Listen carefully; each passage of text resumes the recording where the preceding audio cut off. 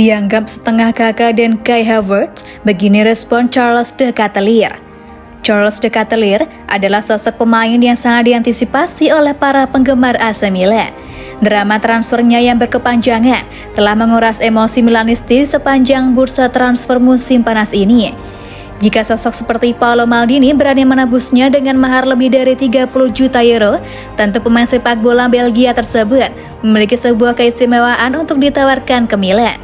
Pada akhir pekan lalu, Stefano Pioli melakukan wawancara dengan Gazzetta dan telah diberitahu Origi bahwa Charles De Ketelaere adalah tipe pemain yang bertipe setengah dari kakak dan Kai Havertz. Saya bertanya kepada Origi, rekan setim internasionalnya, tentang dia, dan dia berkata, dia setengah Havertz dan setengah kakak, ucap Pioli kepada Gazzetta. Dia akan bermain selama beberapa menit di Vicenza dan pada hari Minggu melawan Pergoletic. Ada ekspektasi penting tapi tepat untuk memberi mereka waktu. Saya yang pertama memberitahu mereka untuk tidak terburu-buru. Tak berselang lama, Charles De Ketelaere merespon anggapan dari Origi yang menganggapnya sebagai setengah dari kakak dan Kai Havertz. Mungkin dia membandingkan saya dengan kakak karena dia bermain di Milan atau karena posisinya di lapangan. Sejauh menyangkut Havertz, kami tidak sama, tutur De Ketelaere untuk DAZN. Tentu saja dia juga tinggi dan merupakan striker atau gelandang serang. Dia berkaki kiri, mungkin dalam hal ini kita sama.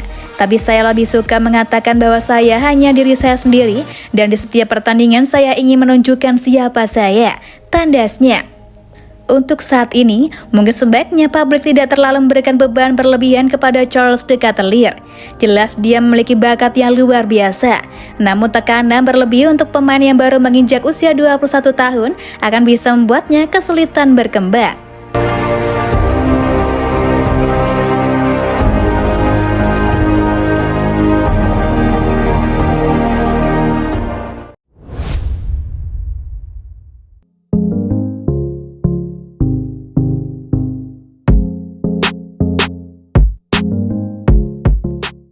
Fikayo Tomori, kami tahu bahwa kami tidak sempurna. Fikayo Tomori sukses menyumbangkan 1 gol dalam laga pesta gol AC Milan melawan Vicenza tadi malam. Pertandingan persahabatan ini berakhir dengan skor 6-1 bagi keunggulan tim Stefano Pioli. Bermain dengan hampir skuad inti sejak awal game, Rossoneri menunjukkan perbedaan kelas yang cukup mencolok. Meski sempat tertinggal sejak menit ke-1, namun kehebatan para pemain Milan tak bisa ditahan Vicenza hingga satu persatu pemain Milan bergantian menjebol gawang mereka. Seusai pertandingan, Fikayo Tomori berbicara kepada media dan mengakui bahwa timnya bukanlah sebuah tim yang sempurna. Kami mulai dengan buruk, tapi bangkit lebih hebat setelah itu, buka Tomori kepada Milan TV. Kami senang dengan pertandingan liga pertama kami, semoga kami bisa mulai musim dengan baik. Kami berlatih dengan sepak pojok dan juga tendangan bebas, jadi saya senang telah mencetak gol. Itu tentu sesuatu yang ingin saya tingkatkan musim ini. Kami tahu kami tidak sempurna, ketika ada kesalahan kami bisa memperbaikinya, tutup Tomori. Setelah game ini, jadwal AC Milan berikutnya adalah melawan Udinese di laga pembuka Serie A pada hari Sabtu 13 Agustus nanti.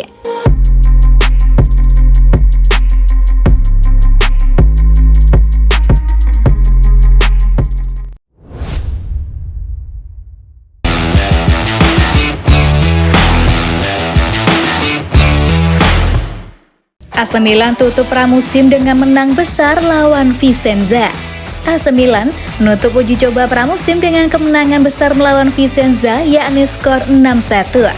Rekrutan anyar Rossoneri Charles De Ketelaere juga diturunkan untuk menjalani debutnya di laga ini.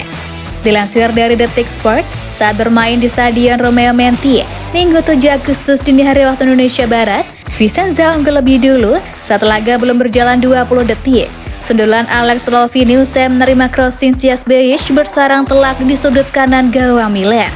Namun dalam setengah jam saja, Milan sudah berbalik unggul 4-1, memanfaatkan lengahnya Vicenza di sisi kiri penyerangan Milan. 4 gol tersebut semua tercipta dari sana. Rafael Leao menyamakan kedudukan di menit ke-11 usai menerima umpan terobosan Ante Rebic. Menit ke-21, sundulan Junior Mesias yang memanfaatkan umpan silang Leao mengubah skor menjadi 2-1. Ante Rebic ikut serta mencatatkan namanya di papan skor pada menit ke-30 setelah mendapat crossing mendatar dari Theo Hernandez. Semenit berselang, Nicola Del Monte membuat gol bunuh diri saat berupaya menghalau crossing Hernandez yang mengarah ke Mesias. Di babak kedua, Milan menambah 2 gol lagi. Pertama lewat sundulan Fikayo Tomori dari situasi sepak pojok di menit ke-50, serta lewat sepakan Rebic di menit ke-69. De Ketelaere turun di laga ini pada menit ke-75. Ia masuk menggantikan Brahim Diaz. Menit ke-78, ia memiliki peluang di kotak penalti. Namun sepakan pemuda Belgia itu melenceng tipis di sisi kanan gawang Vicenza. Skor 6-1 menutup laga ini. Liga Italia 2022-23 baru akan dimulai pekan depan. Milan selaku juara bertahan dijadwalkan menjamu Udinese di giornata pertama, Sabtu 13 Agustus pukul 23:30 waktu Indonesia Barat.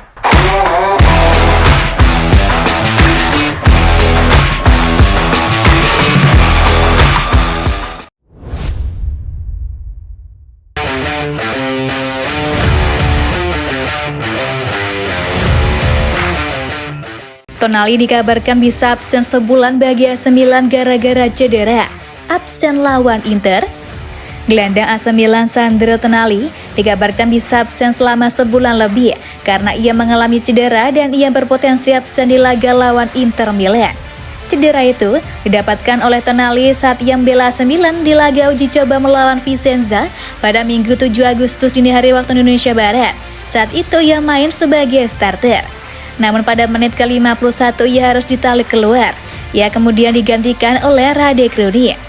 Kabar cederanya Tonali ini kemudian disebut membuat Stefano Pioli pelatih AC Milan cemas, sebab cederanya tidak ringan. Saat itu, Sandro Tonali sedang mengejar bola. Ia kemudian terpleset dan kemudian memegangi bagian dalam kaki kirinya. Tonali kemudian langsung ngacir keluar lapangan dan masuk ke ruang ganti. Ia bahkan tak menunggu saran dari tim dokter. Kini ada kabar kurang mengenakan dari Sport Italia yang dikabarkan mengalami masalah pada flexornya. Namun untuk mengetahui seberapa parah cederanya, ia masih harus menjalani pemeriksaan lebih lanjut.